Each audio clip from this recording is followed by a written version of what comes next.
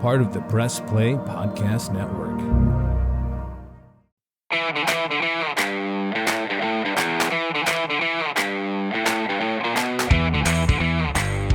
And welcome to the first edition of the Ray Guy and Rhoda podcast in the new year of 2023, right here on the Press Play Podcast Network, brought to you by MGM Northfield Park. Shout out to our outstanding producer, Ty Courts, who's making sure this gets out there to you in the podcatosphere. Michael Ray Guy, the more things change, the more they stay the same. It's 2023, but the same old Browns in Pittsburgh, they lose 28-14 in the new year, my friend. Yeah, it's a pretty good way to assess it, Ken. And unfortunately, that's once again what the Browns are going to have to live with and deal with. And I thought there was, at least a decent opportunity to win this football game today. They started to establish some things I thought that we'll discuss in the first half that they played well. But, against a team like Pittsburgh that, is going to impose their will to be physical on you. The Browns weren't up to that standard in the second half, as we saw. And, Michael, I did some quick math on second halves in their last three losses. You ready for this? Last three losses of the season, all with Deshaun Watson at quarterback, Michael. To Pittsburgh, New Orleans, and the Bengals. Browns were outscored 42-14 in the second half of those three games with their $230 million quarterback, manning the controls of Kevin Stefanski's offense. And again, today we see them jump out to a 7-0 lead. The Steelers rattle off 20 straight, take control of the game, and win this thing 28-14. What do you make of the misfirings, if you will, in the second half in these losses? Well, that just can't happen, number one. And I mean, people want to say, well, it's only the sixth game for Deshaun Watson with this football team. But Kenny, just too many of the same not in sync, wrong communication, lack of being together when it matters offensively and defensively too, I'll add. The problem is when you start talking about the defense, I mean, you can't stop the run and get manhandled. Well, you're playing from behind as it is.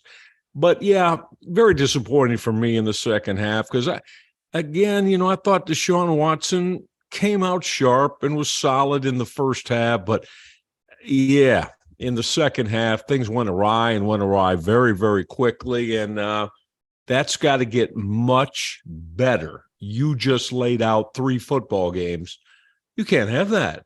I mean, again, if you're going, well, you can, but if you're going to be a team that considers himself a playoff team and a team that's got a chance to, play in January, you can't have those kind of second halves. That's when you got to win games. So there's a lot to get righted as far as that goes, Ken. With the loss, the Browns finished 7-10, dead last in the AFC North. The Bengals beat the Ravens today, so the Bengals win the division. Ravens still limp, literally, or crawl into the playoffs at 10-7.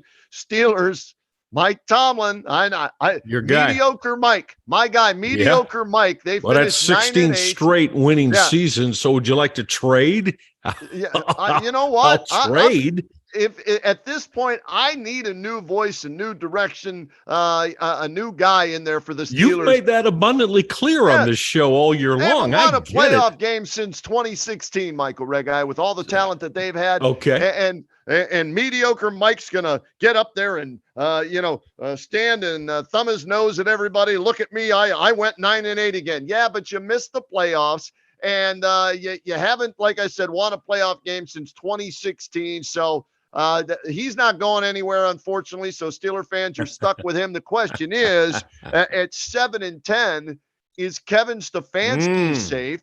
And what about Joe Woods and Mike Prefer? Have they been fired yet, Reg? We're taping this on a Sunday night. It's 8:40 or 8:54 p.m. I would have fired them, and they would have thumbed away home from Pittsburgh today for both of those guys, replacing the D coordinator and the special teams coordinator. Your thoughts on those three guys that are in control of the three different units? Well, I've been down that road before, the Browns, Ken, because after the season finale in Pittsburgh, when I was doing the the TV post-game show, Rob Chudzinski lost his job on the way home from Pittsburgh.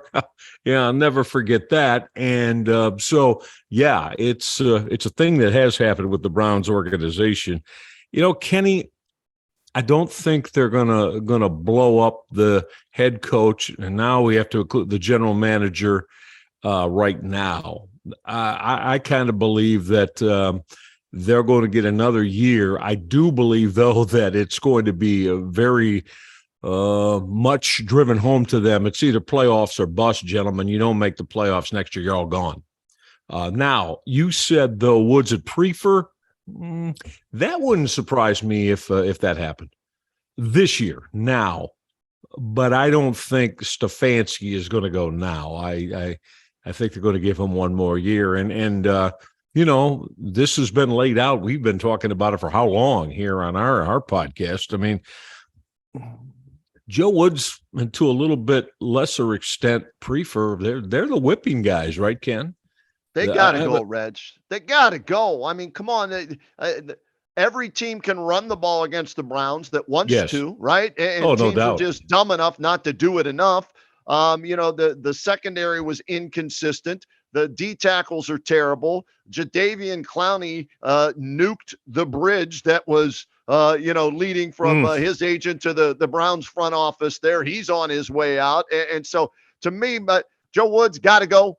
You need, if you're not going to can Stefanski, you need something to change the mindset in that locker room with that organization throughout free agency if you're going to address those needs on the defensive side of the ball and with special teams. So for me, like I said, those two guys that have been thumbing home today from the Steel City.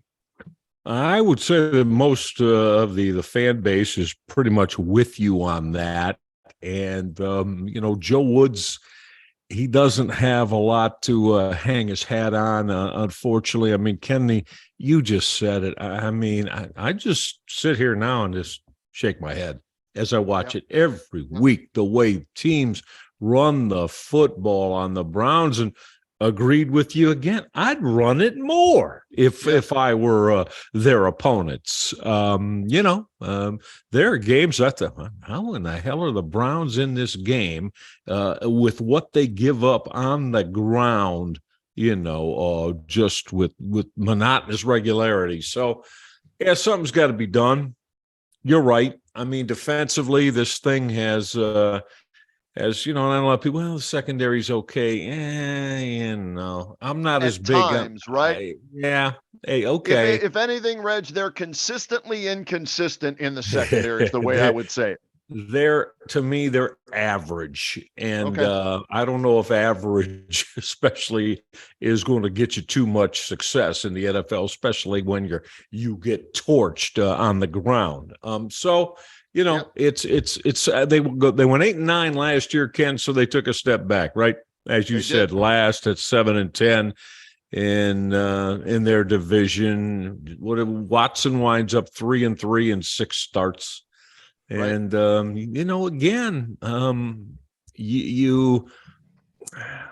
Nick Chubb over 1,500 yards again this year, joining Jim Brown, right, is the only two Cleveland Brown running backs who've ever gone 1,500 yards plus.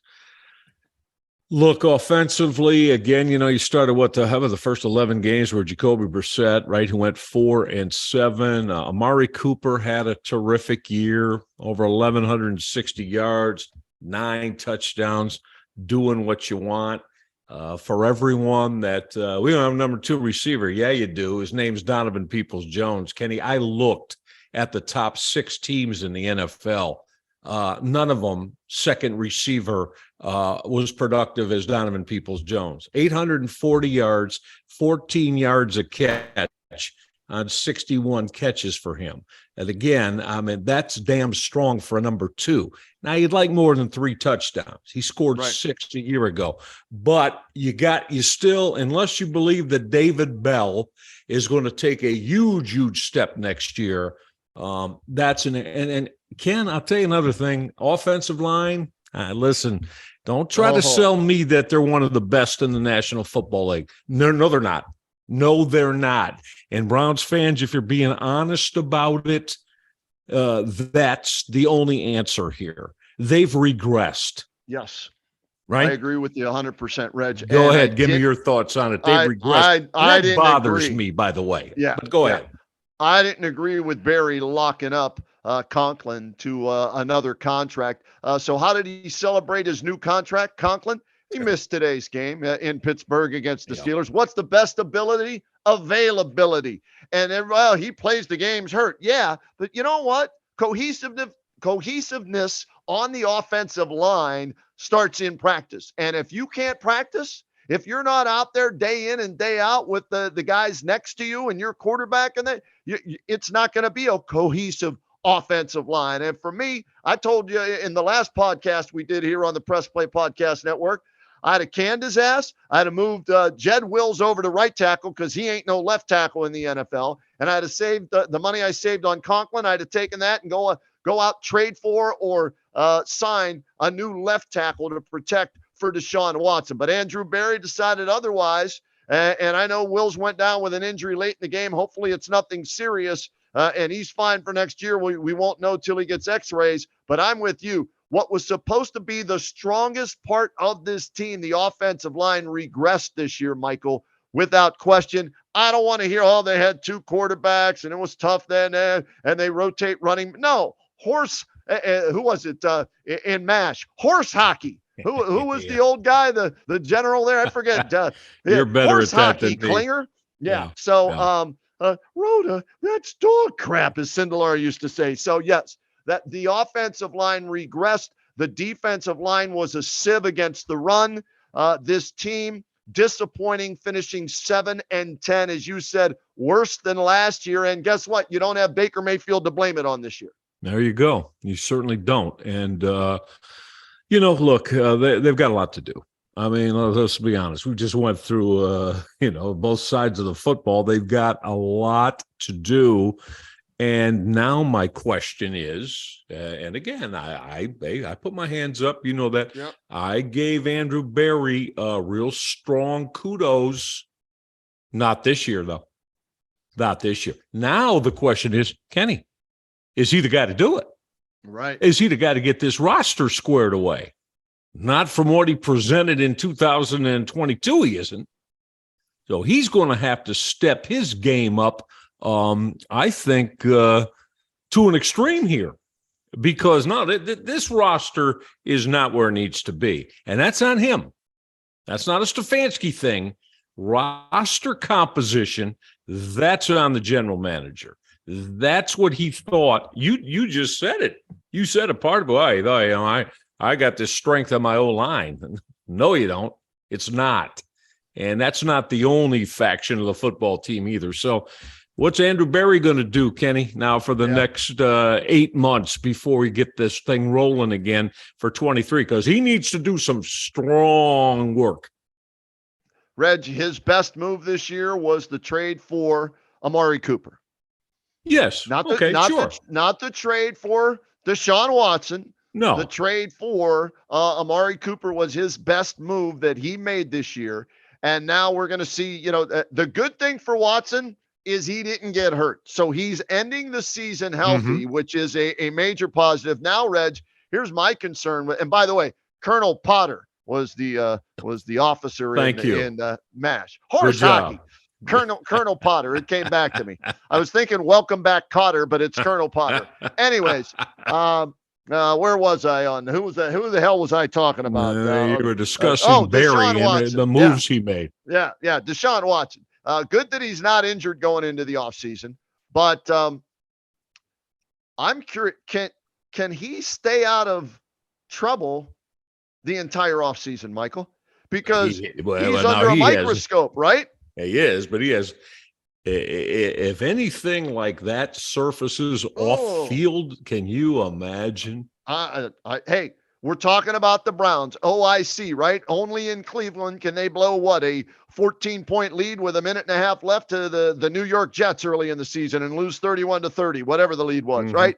So 14, OIC, yeah. So that's something to keep an eye on this offseason too. Can he stay out of trouble and do all the things necessary where there isn't anything that rears its ugly head where the league has to investigate before next season starts. And I know, Paul Roadman, that's not fair. He served his time with his 11-game suspension. Yeah, well, guess what? So did Josh Gordon. And how many times did we revisit that in the offseason? Too many. Right? Yeah, exactly. Too many. So that's definitely something that the Browns in their exit interview with Deshaun Watson better have a strict conversation with him and saying, hey, look, next year you count $46 million against our cap. That's what you're getting paid. You need to stay on the straight and narrow. We don't need any setbacks, any headlines, any drama this off season going into next year like we had this year, because it was a tumultuous season for the Browns, starting with that trade, dealing with Jadeveon Clowney as of late, Myles Garrett's car crash, some dude stealing the golf cart and doing donuts on the field, a fan throwing a bottle at Jimmy Haslam as he's walking down the tunnel. Right, 7-10 on the field was not as bad as what happened off the field, in my opinion, this year. 1,000,000%. And it's got to be put away, and it's got to start with Deshaun Watson, because Kenny, he came here, and he was. I mean, if you look at that statistically and what he did the last year and a half, almost 2 years, Kenny was a top 5 quarterback in the NFL. You have to get back there, Deshaun, for the entire, from going forward here in your stay as a Cleveland Brown. But it's got to start at the beginning of next year. You got to own it and take this football team, and it's got to be 1,000,000% that it's yours. And then you got to go out and perform, as I said, like he did that year and a half, 2 years as a Houston Texan, that got you this kind of deal. When, yes, everybody in the National Football League, not just the Browns, man, this guy's a top 5, top 7, 8 quarterback in the NFL. No doubt. Undisputed. Okay, let's go. It's time to start showing that and why this team can win with you playing the most important position in all of professional sports. It's got to start right away. And you know what? It's got to start in the offseason, quite frankly.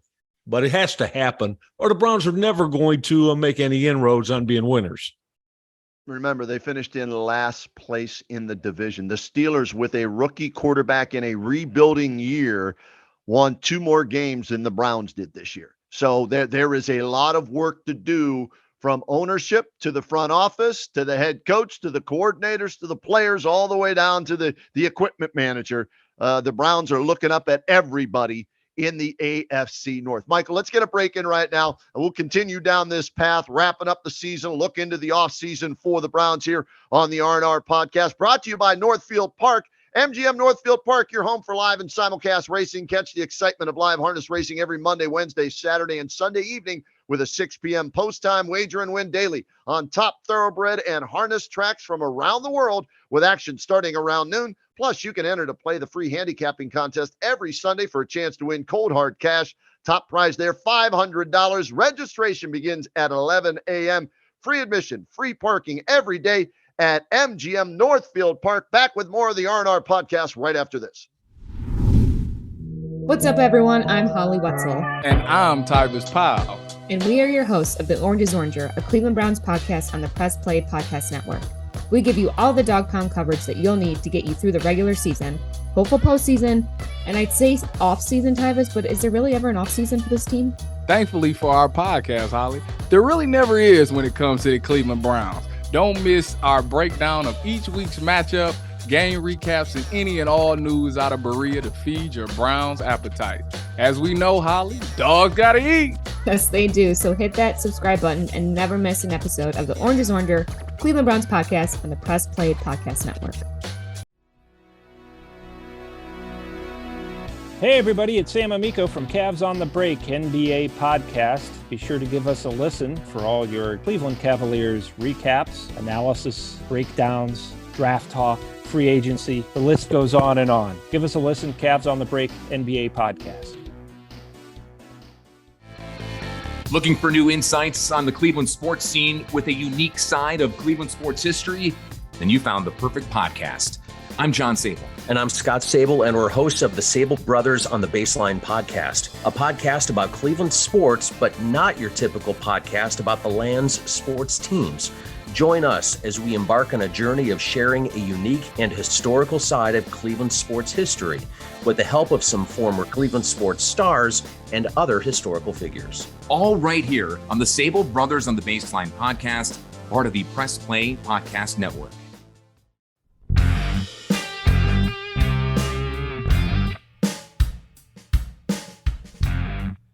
Hey everybody, I'm Gary. And I'm Jason. Opening cards as a kid, no matter what was in the pack, you always had that stick of chewing gum.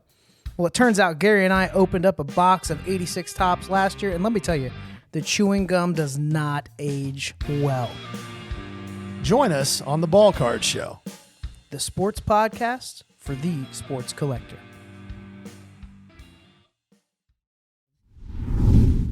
And we continue with the Reg Eye and Rhoda podcast here on the Press Play Podcast Network, brought to you by MGM Northfield Park. And Michael, 7-10, lose to the. You know they haven't beat the Steelers in Pittsburgh in a regular season game since 2003. Now with that 28-14 loss today to the Steelers as we tape this on a Sunday night. Yeah, hard to imagine. The one win, of course, in the playoffs, right? So right. It was, we got to win, and then it was Hines, was it not, when the Browns beat them there? Yeah. But you're right. And, that's got to start happening too. They have been able to win in Pittsburgh. They haven't done much in Baltimore on the road against the Ravens. So, there are things that, they're going. And again, there's it with Deshaun Watson. You want to say, well, go into Pittsburgh, can go into Cincinnati and Baltimore and win football games because now you got again, top 5, 7, 8 quarterback in the National Football. Well, okay. Well, then this has got to start manifesting itself next year. But Ken, again, I don't know where you want to go here, but to me, this roster's got to improve overall. Oh boy, I'm got to improve overall. It starts obviously with Watson, who again today 2 bad interceptions, took 7 sacks. I think a lot of those, I shouldn't say a lot of them. Some were on him for holding the ball too long. But that's the 6th game. I'm sorry, shake off the rust after 2 or 3 games. This was game 6, and I think for me he regressed from where he was in the second half against Washington. Played a horrible first half against the Commanders. Right. Great second half. Not a good overall game today. I mean, when you look at the numbers, Jacoby Brissett outplayed him quarterback rating wise when you look at it. And 3-3 Watson, 4-7 Brissett. So worse winning percentage for Brissett, more wins. It starts there, but I'm with you, Reg. Where do you want to blow it up? What spots on the roster, guys that are gone in your opinion? Which guys do you want to have follow Joe Woods and Mike Prefer out the door in Berea tomorrow? Well, if it was me, and I know a lot of our fans won't like this, but if it was me, no one right now, until I really talk to them all, that defensive front 7, Ken, I might as well say the whole defensive unit, but I'll start with the front 7. Mm-hmm. To me, and that includes Myles Garrett. He had 15 sacks, right, guy? Did he? 15, 16? 16. Okay, got one today. Led the National Football League. But, is it making you better defensively, though? I mean, so again, don't get me wrong. I'm not ripping Myles. But it's got to lead, Kenny. If you got him as your guy, shouldn't it lead to a better overall effort on the defensive side, better overall production on the defensive side of the football? If you're saying that he is a franchise type, legendary type defensive football player in this league, well, then wouldn't that at least lead to steps to where the entire defense gets better because of it? Are you seeing that? I am not. And I think he's going to come up just short in leading the league. I think Nick Bosa for the 49ers is going to end up leading the league in sacks. So he's up there in the top 3 probably. But how many of them are impactful plays with the game on the line, right? Yes. You can, what was the old saying? You can stuff the stat sheet, but Yep. it don't mean a doodly squat if you don't win the game or make them when it matters most, the plays. Yeah, and that's so my great. point. He's the all-time sack leader in Browns history, a single season record holder there too. Top 3 and the Pro Football Talk, they rate him and all the good. They're all there, but you know what? He's had a bumpy ride this year, literally and figuratively, right? On and off the field. He threw the coaches under the bus. Then you had the squabble there at the end of the year with Jadeveon Clowney. So, yeah, as the number one if you're going to hold Baker Mayfield to those high standards, right? Yep. And blame losses on him because he was a number 1 overall pick at quarterback. Hey, number 1 overall pick in one of the most important positions on the defense in Myles Garrett. He's got to come up with more impactful, game-changing, game-winning plays on defense. I'm with you there. Okay. All right. So we don't need to go much further with that. And again, that's not a condemnation of Myles. Yes, Myles Garrett's an outstanding football player. But again, so I got to hold you to a little bit higher expectation level. Sorry. I mean, Kenny just see number 1 overall draft pick again. We got a poor defense. Or, I mean, I don't know how you could tell me it's any more than average at best. Well, then if I've got a Myles Garrett, why is that?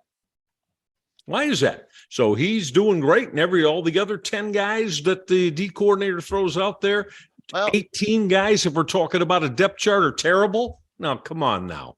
Well, I don't want to talk out of both sides of my mouth, Reg, but I did want to fire Joe Woods. So I'm going to give Myles a little bit of a break, saying, all right, not getting much help from his coordinator and his general manager, right? I mean, did he get any help inside this year with the defensive tackles? No. Right? No, he did not. And that is a true was a statement. major disappointment with only 2 sacks the entire season, and he didn't want to play on 1st and 2nd down recently because he was jealous of Myles' treatment that he was getting allegedly or whatever the hell that shit was. Isn't that beautiful? Anyways, so Myles is he's a very good player, but you're expecting greatness when he talks defensive player of the year and he's the number 1 overall pick. So that's right. Hopefully whoever they bring in, and we're keeping our fingers crossed for you Browns fans, whoever they bring in a defensive coordinator will get him some help, and maybe that'll make him a better player. So putting Myles aside, are you blowing up the linebackers? Are you blowing up the secondary? Yeah, I'm blowing up the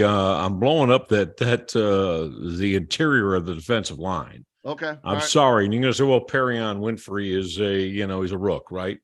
Yeah. Well, of course. I mean, he's going to be back. I'm not saying get rid of him.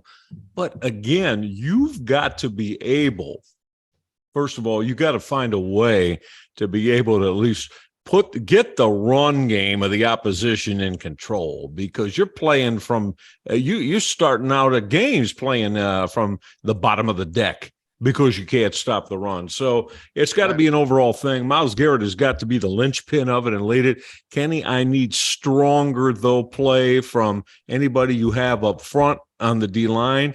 And I'm putting the linebackers on blast, too, on notice. You guys have got to start. But again, now we're Andrew Berry. Right. Evidently, like 6'2", 215-pound linebackers. I'm sorry, that ain't going to work today in this game. Not in this game. For Ohio State either. That's what they seem to like as well, and it ain't working there either. Nope. You got to have thumpers. So that's Andrew Berry. He's got to be able to bring that in, and it might cost some guys that are currently there, and I think you're doing a decent job, their jobs. But listen, this group, I just don't know if, as currently exists, Ken, if that front seven or however you want, D-line linebackers, I don't know if they're equipped, just physically equipped to play real significant, strong football against the run game in this NFL. So to me, I got to really, really pull that apart and start bringing in some guys that I think can. Secondary, I don't know. Grant Delpit would have led the team in tackles. He had 4 picks. John Johnson. I got to see better from John Johnson too. Denzel Ward had a solid year, a decent year, and You know my thing with him. Denzel, you got to play 15, 16 games and then play well at it. He had a good year though. So, Kenny, it starts to me in that front seven, and they got to make some changes and get some guys in here, maybe a little bit meaner, and guys that have physicality to get run games under control. I'm with you on that as far as the defense. It'd be nice if Greg Newsome could get an interception after drafting him as highly as they did. Same with Greedy Williams, if he could at least get on the field. So I start, there as well with the secondary and the linebackers and the defensive tackles. I'm with you on the defensive side of the ball. John Johnson III, I've seen enough of him. I don't need to see him anymore. Can upgrade, right? They can upgrade there. They can there without question. Jadeveon Clowney, don't let the door hit you on the ass on the way out, because if it does, you might get hurt. And then you won't be able to play for somebody else next year. So long to him. If I flip it over to the offensive side of the ball, Reg, Anthony Schwartz, so long. Kareem Hunt, so long. Jed Wills, I'd move to right tackle and look for a left tackle. And the center position, I don't know if the starting center for next year's team is on this roster. I'm not sure. Posick did a nice job, but again, he didn't stay healthy, and that caused a terrible chain reaction at that position. Well, don't forget Nick Harris. Well, Nick Harris, you're right. Yeah, was the original starter, and then he doesn't get to play anything. Posick comes in, does a decent job, but is Harris the answer? I don't know, because we didn't get to see him this year, right? Nope. So that's what I'm saying. That's why I'm looking at that position to see if I can get an upgrade at center as well. But for me, left tackle is the most important upgrade that can be made for this offense, because Jed Wills ain't the answer at left tackle. I'm sorry. No, he's not. And, you would think that when that selection was made, and again, who he played for, and Tuscaloosa, I think maybe it was the best program in college football. But Kenny, off this year, and I'll be, get him another year. I'm with you. I can't leave him out there on that left side. I don't think he's strong enough or tough enough to play it, Ken. Amen. So now you think now to go get they just don't come showing up knocking on the door now saying, "Hey, I'm gonna take care of your problem, be your left tackle," and no. And so I no idea how you get that fixed. Unless you're he'll be better his second year. No. I think I don't 3, 4. What is this for him? I forget how many years he's been in the league now. I'm not sure the guy really wants to play football that badly. Well, I just don't think he's. I want that. I want them tough, nasty guys on my O line. He doesn't strike me as that at all. I'm with you. Third year for him. His first round pick in 2020. Okay, that's his second. I would love to have been able to have a conversation with Nick Saban and said, "Hey, Nick. Okay, we know you want your guys to go in the first round, but what do you think of Jed Wills? Really?" He probably would have told him, "I told you, he's a right tackle, all right, and you're playing him at left tackle. That ain't right, all right." So they need to address that. In my opinion, to protect their $230 million man. Njoku, I like. I didn't agree with giving him the money, so I'll give Barry credit there. I thought Njoku had a decent season. He had too many drops in key situations on simple passes, and then made the spectacular catch to win a game in one, and another one, in another game. So I'm okay. All right. With Njoku as the starting tight end. The receivers for another year, fine, but that's a position they need to add to in the draft with whatever draft picks they have left, or in free agency. Your top two guys are Cooper for another year and Donovan Peoples-Jones. David Who's going to get a new contract. Yeah, by the way, they're going to have to re-up him because 4 years. He'll go into his fourth year next year. So, and they're going to give him a multi-year deal. It'll be interesting to see how they go about that. They believe that, David Bell is going to be but he's a possession guy, Kenny. The thing is that, it's good. And I really love Amari Cooper because of but Ken, he's not a speed guy. No. DPJ is not a speed guy. They're good receivers, but they don't have that, next level speed. So hence Anthony Schwartz. Well, as you said, no, that's over. So whatever receiver they bring in, he's got to be able to run and separate, because their top two guys, very good receivers, yes, but they're not guys that do that, and you can go double move and hit the long ball with. So, I mean, that's something you got to look at in this NFL. Without question. All right, what about the kicker and the punter? Cade York ends up going 35 for 37 in extra points, 24 for 32 in field goals with a long of 58, wins the first game against the Panthers, 107 points. And you had Corey Bojorquez, who had, I thought, a decent season as the punter. Are you okay with both of those guys, coming back next year? Well, York, he was a draft pick, Ken. Right. So we know that he's not going anywhere. And when you look at that, the numbers and, winning he went just the one game, right? At the end with a field goal, or was it two? I think there one chip shot in. Okay. I'd like to see that, that percentage improve a little bit, right? He went through a little bit of a period where not necessarily game-winning kicks, but they all count. I don't care if it's in the first quarter. You got to put those three on the board. So need improvement from Cade York next year. And I don't know, too, as far as the return games, they seem to, I think they – as far as a kickoff return game, I mean, how many different guys? Jerome Ford, I thought, did a nice job at the end of the year. When they gave, so keep him there. It's obvious. I don't think that they go with Donovan Peoples-Jones because they know he's going to catch the ball. Right. And Jakeem Grant's injured and missed the entire season. That's correct. So so there, maybe you might take a look there as well. But there's always, you got to improve the roster. So that includes, I don't think there are too many guys that are just 1,000% locks. You don't say, can we do better at this position? Right. I'll give you my list. All right. And we'll bring this edition of the R&R podcast to a close on this, Reg, as they head into the offseason 7-10, last place in the AFC North, 8th worst record in the National Football League. Do not have a first round pick because of the Watson trade. So they're going to have to get guys in the draft in other rounds. But as I look at this football team, and I'm at ourlads.com right now, looking at the roster and depth chart, if I'm listing guys that are no brainers, no trade, safe, they're not going to get rid of them. Here's who I look at. Let's see. On offense, I'll say Joel Bitonio is safe.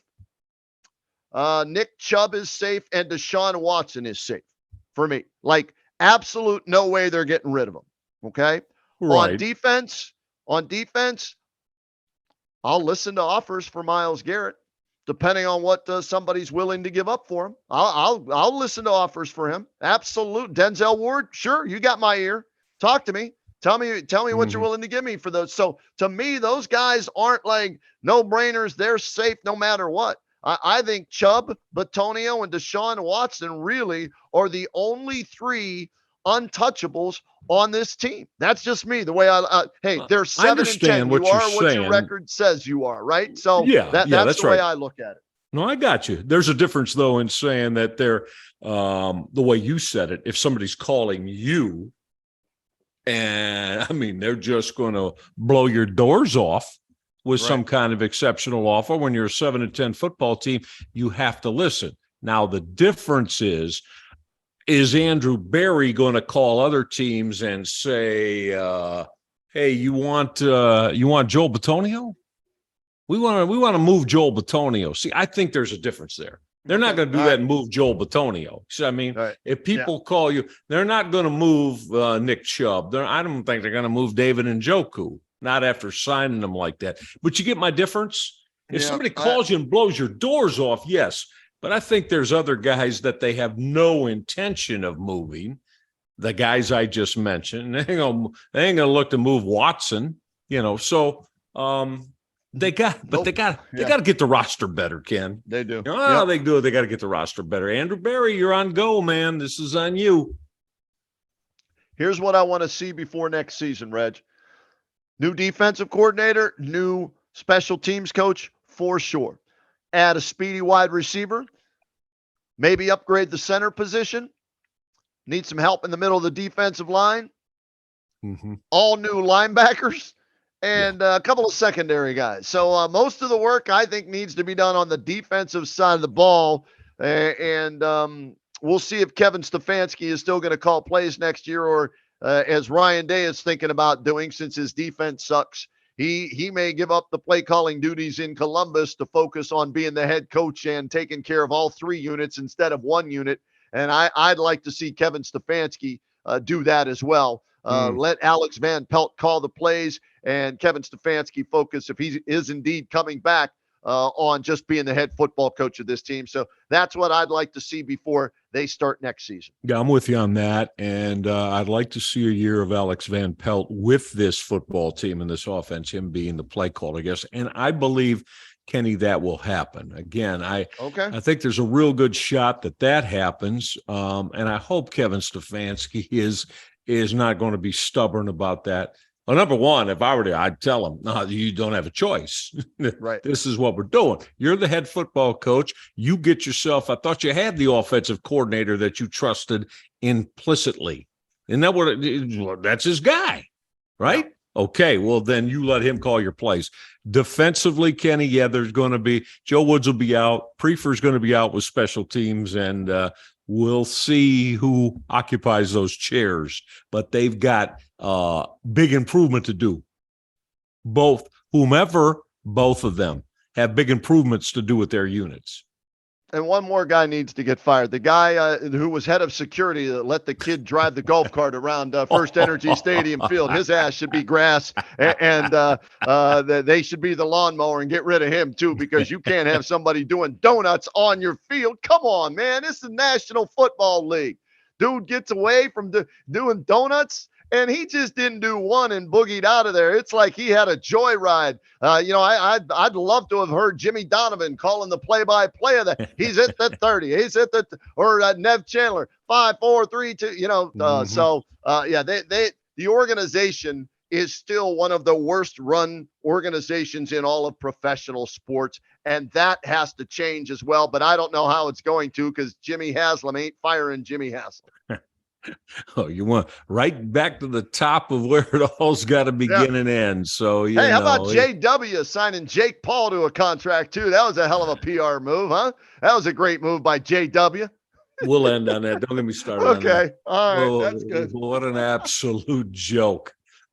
Oh my gosh. Those are your Cleveland Browns, people. God bless you for sticking by them and being loyal to them through these awful years, and another one at 7-10. All right, Reg, Happy New Year to you, brother. Looking forward to more of these on the Press Play Podcast Network with the Ray Guy and Rhoda podcast. Absolutely. We appreciate all of your listenership, and thanks so much for that. Happy New Year to everybody. And our wonderful producer, my man, you're always with us. We appreciate that too. Great job. All right, Kenny, we'll do it. I'm going to start rolling with the Cavaliers, huh? Cavaliers in the playoffs, absolutely. Hey, real quick, 30 seconds or less. Georgia or TCU? Monday night, Georgia or TCU? TCU's got a shot now. They're a pretty damn resilient football team, and they got weapons too. But I can't see them doing this 2 weeks in a row. Beating Michigan, then beating TCU, beating Georgia too. So I'm gonna go with the Bulldogs. Back to back for Kirby Smart and them. Yep. Unlike Bernie Kosar, I think I can bet on that game and not get fired. Yeah. So what was that all about? Well, you're with an NFL team, you can't bet on an NFL game, I guess. Here's what I would say. I like Georgia to win, but if I can get 14.5, I'll take Georgia on the money line and TCU with the points if I can get 14.5 now that betting is legal in the Buckeye State.